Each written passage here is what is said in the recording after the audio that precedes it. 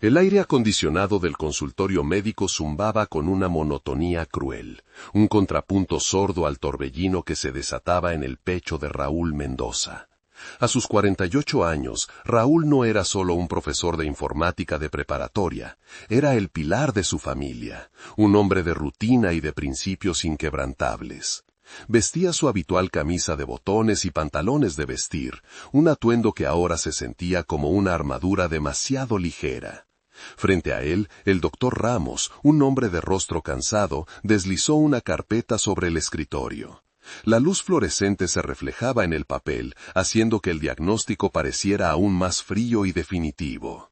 Raúl, los resultados son concluyentes, dijo el doctor con una voz que intentaba sonar profesional, pero que no lograba ocultar la lástima.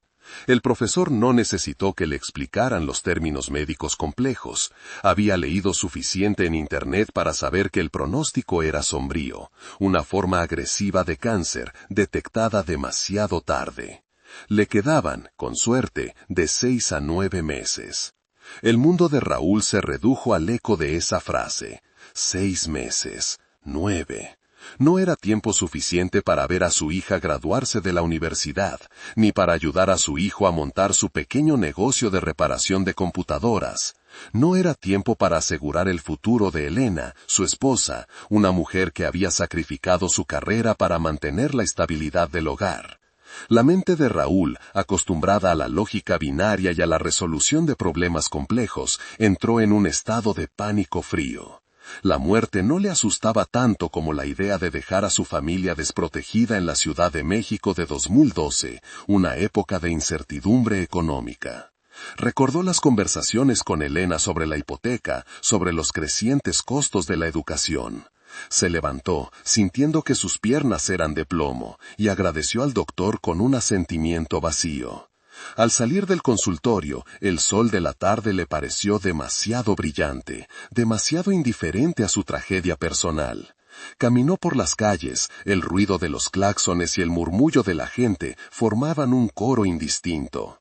Su mente ya no estaba en las clases de programación que debía preparar, sino en una única y desesperada pregunta. ¿Cómo podía asegurar el futuro de los suyos en tan poco tiempo? La pensión que había acumulado era irrisoria, los seguros de vida insuficientes. En ese momento de desesperación, su mirada se posó en un cartel publicitario de un banco, prometiendo seguridad y prosperidad. Una ironía maga. Raúl sabía que la verdadera seguridad no estaba en esos muros de cristal, sino en el conocimiento que él poseía, el conocimiento que enseñaba a sus alumnos y que hasta ahora había usado solo para el bien. Una idea oscura, una semilla de transgresión, comenzó a germinar en el fértil terreno de su desesperación. Si la vida le negaba el tiempo, él tomaría el dinero. Usaría su genio no para construir, sino para desmantelar. Por primera vez en su vida, Raúl Mendoza consideró cruzar la línea que separaba al profesor honorable del criminal digital. La decisión no fue fácil, pero el amor por su familia actuó como un catalizador, transformando su moralidad en una necesidad brutal. Se dirigió a casa con un nuevo propósito, un peso terrible y una determinación de acero, sabiendo que su vida, tal como la conocía, había terminado en ese consultorio. El camino que elegía era peligroso, pero para él era el único camino que quedaba para ser un buen padre y esposo. La noche se cernía sobre la ciudad, y con ella la sombra de su inminente doble vida. Esa noche, la casa de los Mendoza estaba inmersa en una calma engañosa. Raúl se encontraba en el umbral del dormitorio de sus hijos, observándolos dormir. La escena era un cuadro de la vida que estaba a punto de arriesgar. Su hija, Sofía, de 19 años, dormía con un libro de texto de economía abierto sobre su pecho, un rayo de luna filtrándose por la ventana y acariciando su rostro. Su hijo, Miguel, de 22, roncaba suavemente en la habitación contigua, rodeado de herramientas y piezas de computadora, soñando con el futuro de su taller. Raúl sintió una punzada de dolor tan intensa que tuvo que apoyarse en el marco de la puerta. Era el dolor de la despedida anticipada, el conocimiento de que no estaría allí para ver sus vidas florecer. Se movió silenciosamente hacia la cocina, donde Elena, su esposa, estaba terminando de lavar los platos, tarareando una vieja canción. Elena Mendoza, de 45 años, con su cabello castaño claro recogido y su figura esbelta, era la encarnación de la calidez y la estabilidad. Se giró al sentir su presencia y le ofreció una sonrisa cansada pero genuina. «¿Todo bien, Raúl? ¿Te ves pálido?», preguntó, secándose las manos en un paño de cocina. Raúl se acercó y la abrazó por detrás, apoyando su barbilla en su hombro. El aroma a jabón y a su perfume familiar lo inundó, anclándolo momentáneamente a la realidad que amaba. «Solo cansado, mi amor, mucho trabajo en la escuela», mintió, la primera de una serie de mentiras necesarias. No podía decirle la verdad, no podía cargarla con el peso de su diagnóstico, y mucho menos con la carga de su plan. Ella merecía paz, no la angustia de una enfermedad terminal, ni la sombra de un crimen. Mientras la abrazaba, su mente trabajaba a 1000 por hora, calculando riesgos y recompensas. Necesitaba $1 millón, una cifra que le parecía astronómica, pero que, según sus cálculos, aseguraría la educación de sus hijos y la tranquilidad de Elena, pagando la hipoteca y dejando un colchón financiero. ¿Cómo conseguiría esa suma un profesor de preparatoria? La respuesta era obvia y aterradora, solo a través de las habilidades que lo habían convertido en el mejor en su campo. Soltó a Elena y se sentó a la mesa, bebiendo un vaso de agua. Ella le habló de las pequeñas cosas del día, la junta de padres, el perro del vecino. Raúl asentía, pero en realidad estaba diseñando mentalmente un plan de ataque, un algoritmo de supervivencia familiar. Recordó un foro de la Deep Web que había estudiado años atrás por pura curiosidad académica, un nido de cibercriminales conocido como el Nexo. Sabía que allí encontraría las herramientas y, más importante, los contactos necesarios para su empresa desesperada. La ironía de usar su conocimiento para el mal, después de toda una vida de enseñanza ética, lo golpeó con fuerza. Pero al mirar a Elena, cuya inocencia y amor eran el motor de su vida, la duda se disipó. Haría lo que fuera necesario. El amor, pensó, a veces obliga a los hombres a convertirse en monstruos para proteger a sus ángeles.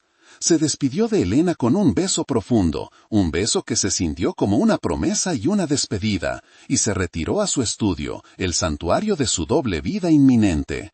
La noche estaba a punto de volverse muy, muy larga. El estudio de Raúl era un microcosmo de su mente, organizado, funcional y lleno de tecnología de la época. En el centro, su laptop Quantum X10 de 38 por 25 por 2.5 centímetros, negra mate, con su teclado retroiluminado en un frío azul, parecía un portal a otro mundo. Raúl se sentó ante ella, la determinación grabada en su rostro. Se había puesto una sudadera oscura, un cambio subconsciente de su uniforme de profesor, como si la ropa pudiera ocultar sus intenciones. Abrió el navegador, pero en lugar de ir a las páginas de noticias o a la plataforma de la escuela, tecleó una dirección críptica.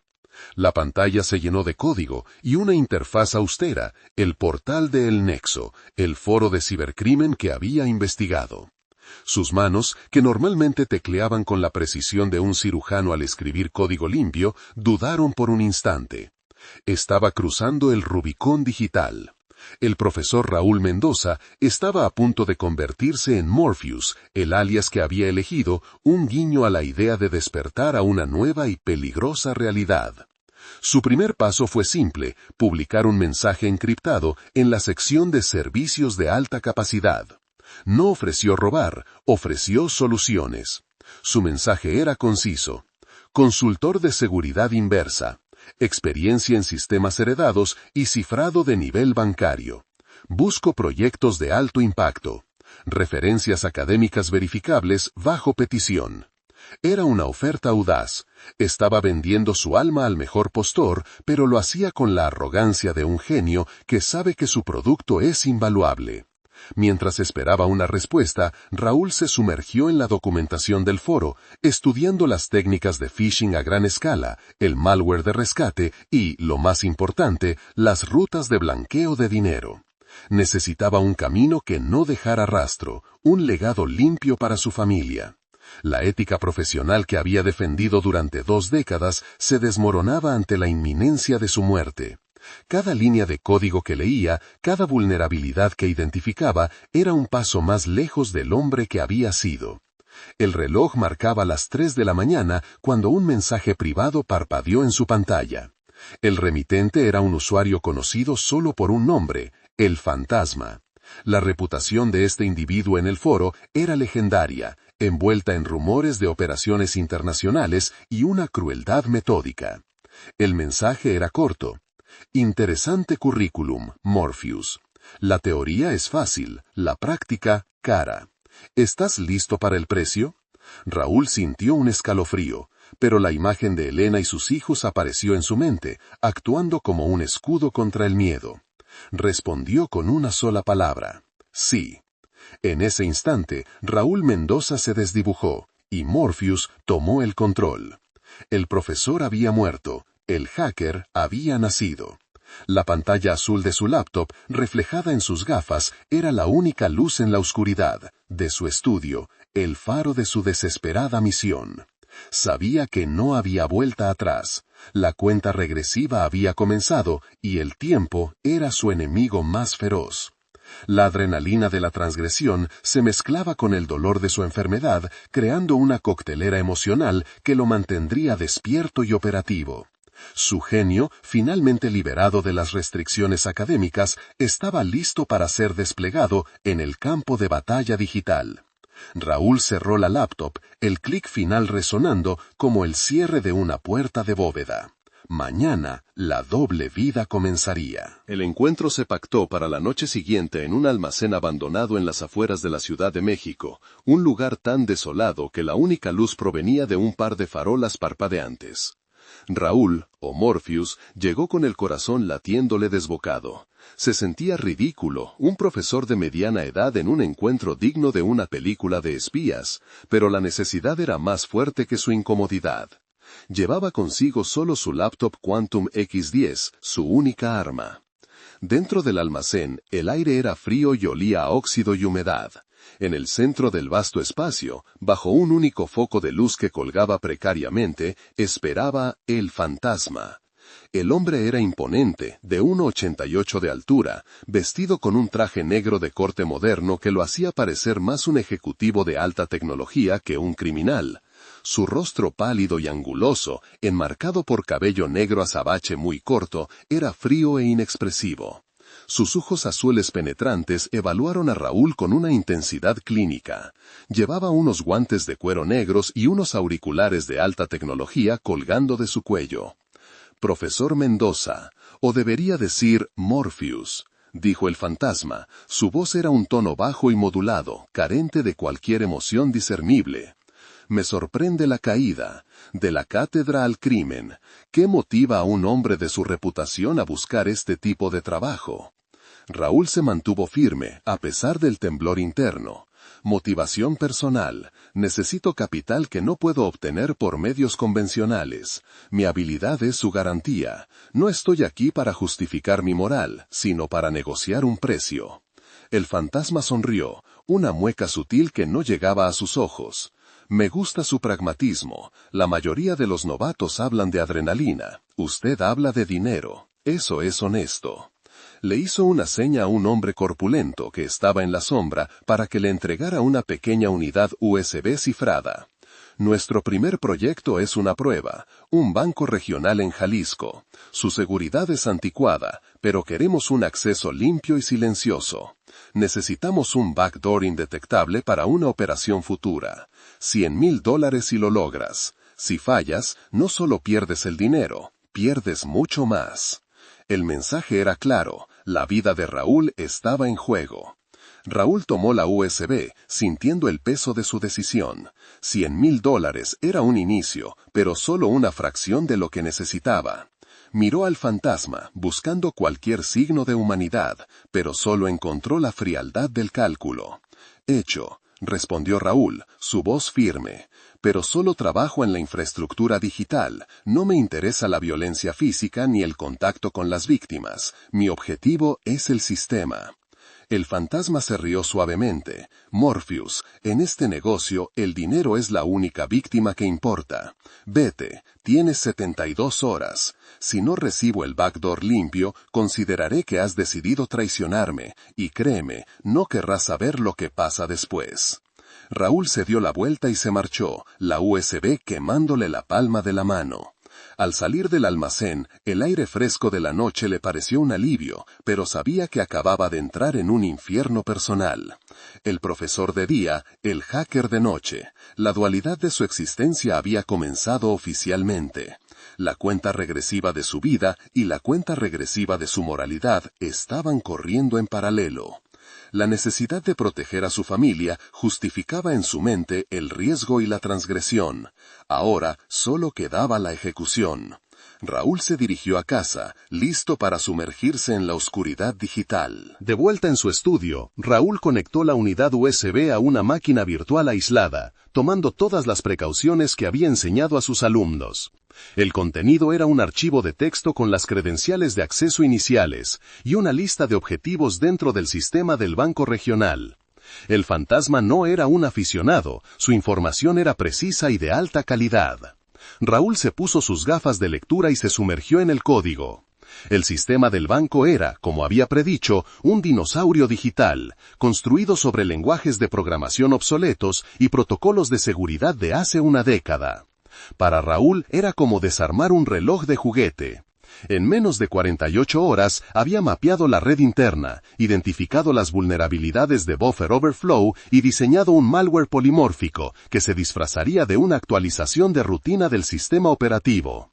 La tarea era crear un backdoor, puerta trasera, que permitiera el acceso remoto y persistente. Mientras trabajaba, la dualidad de su vida se hacía cada vez más marcada.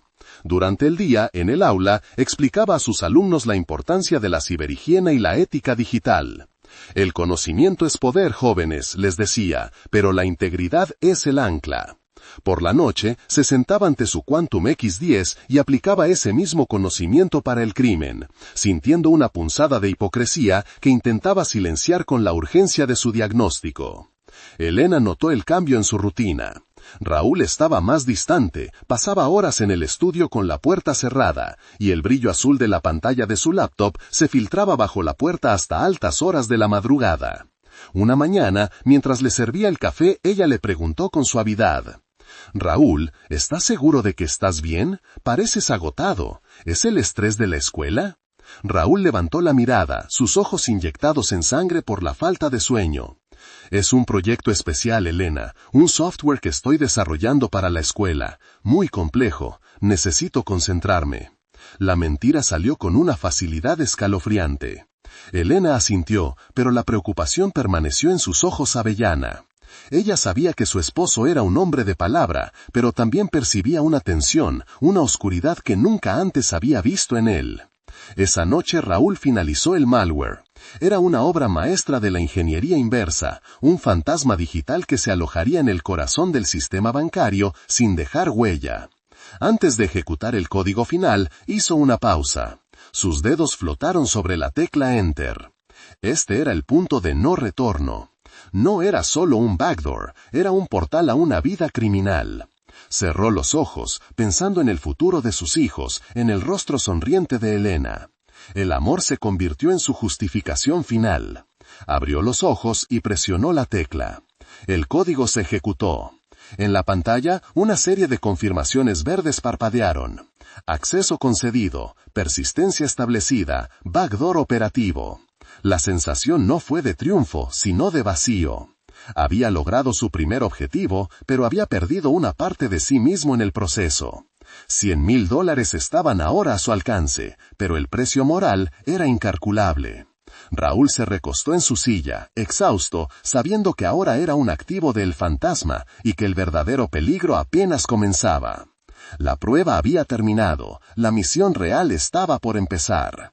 El dinero llegaría pronto, pero el miedo a ser descubierto era una sombra constante. Los días se convirtieron en un ejercicio agotador de disociación.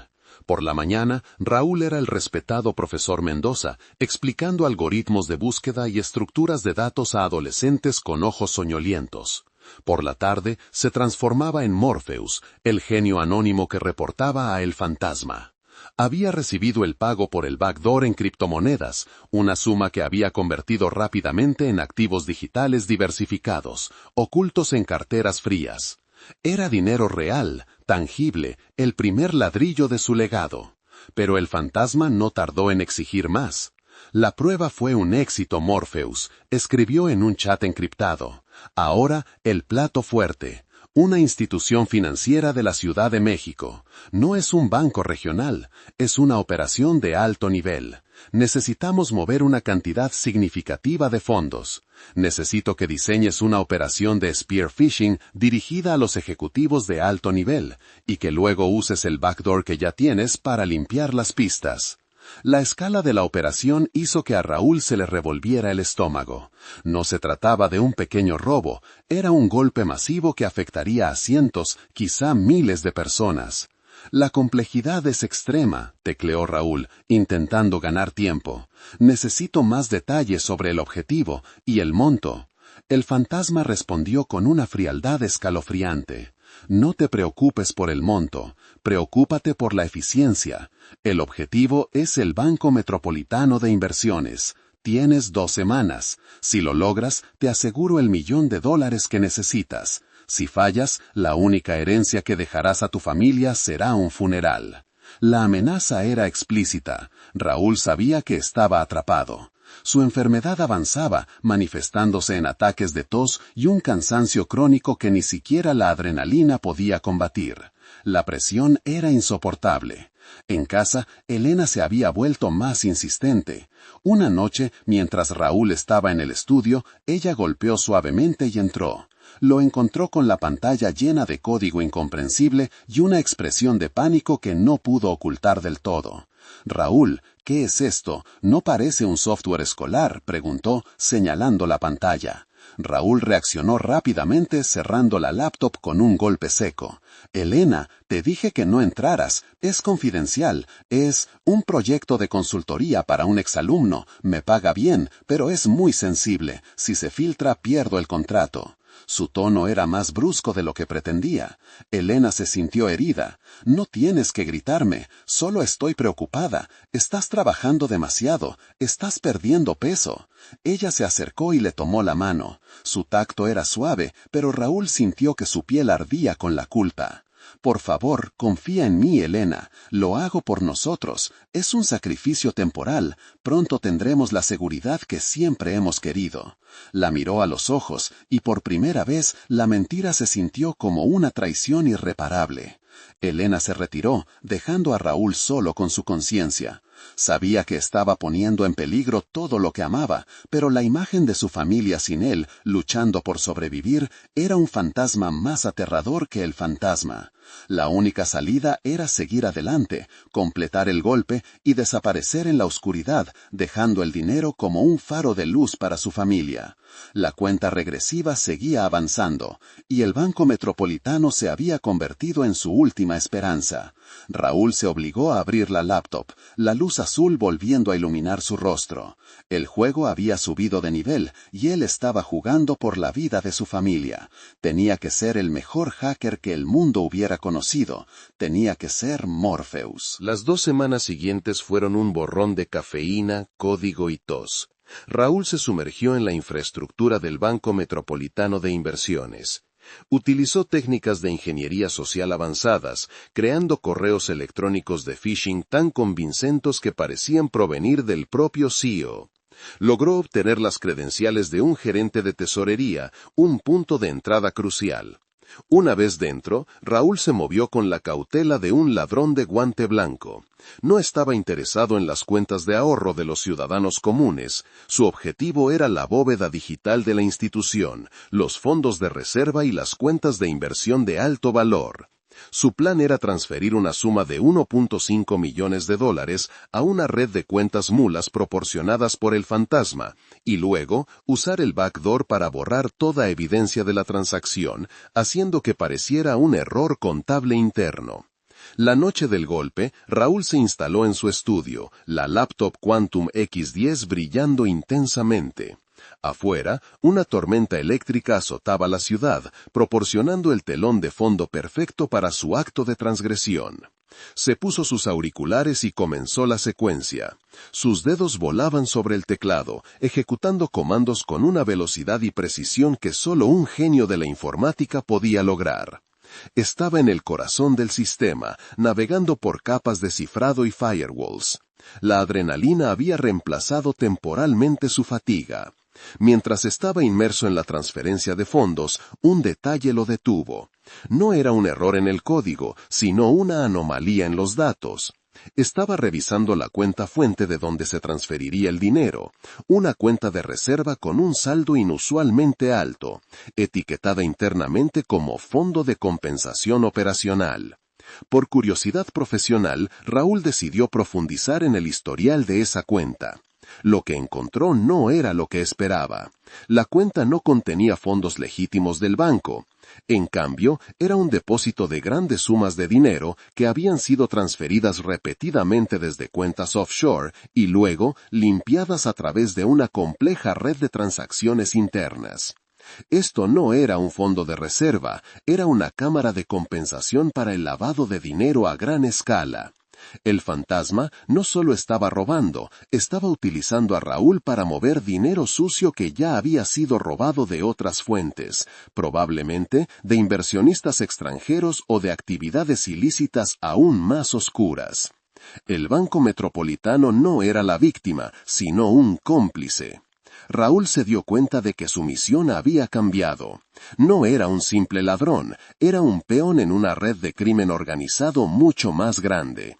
Y el dinero que estaba a punto de robar no iba a dañar a ciudadanos inocentes, sino que iba a desaparecer en las manos del fantasma, legitimando una operación criminal. El plot twist lo golpeó con la fuerza de un rayo. El fantasma no quería el dinero del banco, quería limpiar su propio dinero sucio y usar la reputación de Raúl para cubrir el rastro. La traición era doble, la del fantasma y la del propio banco. Raúl se detuvo. El código de transferencia estaba listo, a solo un enter de distancia. Pero ahora tenía una opción. Podía seguir el plan, obtener su millón y dejar que el crimen organizado se saliera con la suya. O podía usar su posición privilegiada para hacer una última y audaz jugada. El profesor, el hombre de principios, se rehusó a ser un instrumento del mal mayor. Su genio no se usaría para blanquear dinero, se usaría para la justicia. La decisión estaba tomada. Raúl borró la línea de código de transferencia a las cuentas mulas del fantasma. El nuevo plan se formó en su mente con la velocidad de un rayo. Tenía que ser rápido, preciso y sobre todo indetectable. El objetivo ya no era solo el dinero para su familia, sino la exposición de la verdad. La tormenta rugía afuera, y dentro de su estudio, Morpheus estaba a punto de desatar su propia tormenta digital. El legado de Raúl Mendoza no sería solo monetario, sería un acto de redención. El descubrimiento de la red de lavado de dinero le dio a Raúl un nuevo y peligroso propósito. Ya no era un ladrón desesperado, era un justiciero accidental con acceso a la verdad. El fantasma esperaba una transferencia limpia a sus cuentas mulas, pero Raúl tenía otros planes. Con la misma precisión que usaba para enseñar a sus alumnos, comenzó a reescribir el código de transferencia. Su objetivo era doble, asegurar una pequeña suma para su familia y, lo más importante, desmantelar la operación del fantasma y exponer la complicidad del Banco Metropolitano. Primero, Raúl identificó una serie de cuentas de bajo perfil que habían sido vaciadas en los últimos meses, probablemente las víctimas originales de la red de lavado de dinero. Eran pequeños inversionistas, jubilados, gente común. Con un algoritmo diseñado en minutos, programó la transferencia de $500,000, una suma considerable, pero no lo suficiente para alertar inmediatamente a las autoridades, de la cuenta de lavado a una red de 50 cuentas de víctimas, distribuyendo el dinero en pequeñas cantidades indetectables. Era una redistribución de la riqueza, una forma de enmendar el daño que el fantasma había causado.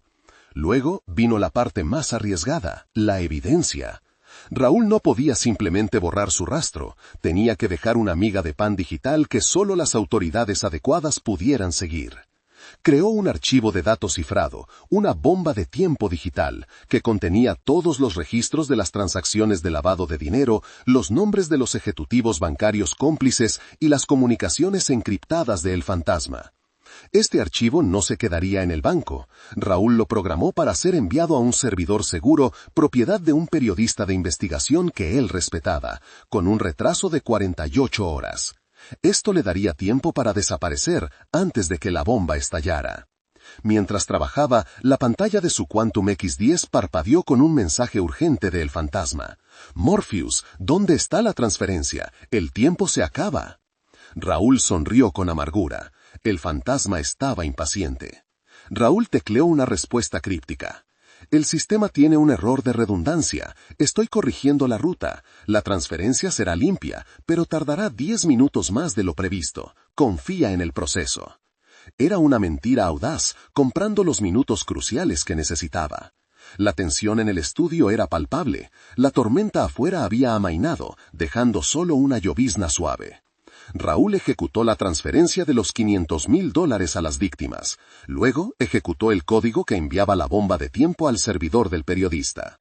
Finalmente, y como su último acto de Morpheus, programó un worm, gusano, que se activaría al día siguiente, diseñado para borrar selectivamente todos los rastros de su acceso al sistema, incluyendo el backdoor original, y para dejar una pequeña suma de $200,000 en una cuenta offshore anónima para Elena, una cantidad que no levantaría sospechas inmediatas. Con la misión cumplida, Raúl se desconectó del sistema del Banco Metropolitano. El Fantasma no obtendría su dinero sucio, y el banco sería expuesto. Raúl se había convertido en un criminal, sí, pero uno que había elegido el camino de la justicia en su acto final. Se recostó en su silla, exhausto, pero con una extraña sensación de paz. Había asegurado el futuro de su familia, no solo con dinero, sino con la promesa de un mundo más justo, una promesa que él, el profesor moribundo, había cumplido. Su legado sería la verdad. La cuenta regresiva de su vida estaba llegando a su fin, pero su misión había terminado con honor.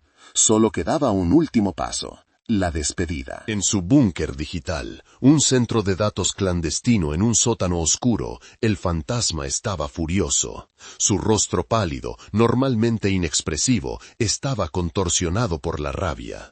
Había estado monitoreando el backdoor y la transferencia. Vio la interrupción, leyó el mensaje de Morpheus sobre el error de redundancia y esperó los 10 minutos. Pero la transferencia nunca llegó a sus cuentas mulas. En cambio, el sistema del Banco Metropolitano se desconectó abruptamente y el backdoor que Raúl había creado se autodestruyó. El Fantasma, rodeado de pantallas que mostraban gráficos de criptomonedas y mapas de red, golpeó la mesa con el puño. «Morpheus me traicionó, ese viejo profesor me robó», gritó, su voz resonando en el frío sótano. Rápidamente, sus técnicos intentaron rastrear el dinero. Encontraron la transferencia de $500,000, pero estaba dispersa en docenas de cuentas pequeñas, imposibles de rastrear y recuperar sin alertar a las autoridades internacionales. El dinero se había esfumado en el éter de la justicia anónima. El Fantasma se dio cuenta de la audacia del plan. Morpheus no solo había evitado el robo, sino que había usado la operación para devolver el dinero a las víctimas originales. Era un acto de sabotaje moral. «Encuéntrenlo», ordenó el Fantasma a sus secuaces, su voz ahora un susurro peligroso. «Rastreen cualquier cosa que haya usado, su IP, su alias, su vida real. Quiero a ese profesor muerto antes de que hable». Mientras tanto, Raúl estaba en su estudio, ejecutando el último paso de su plan.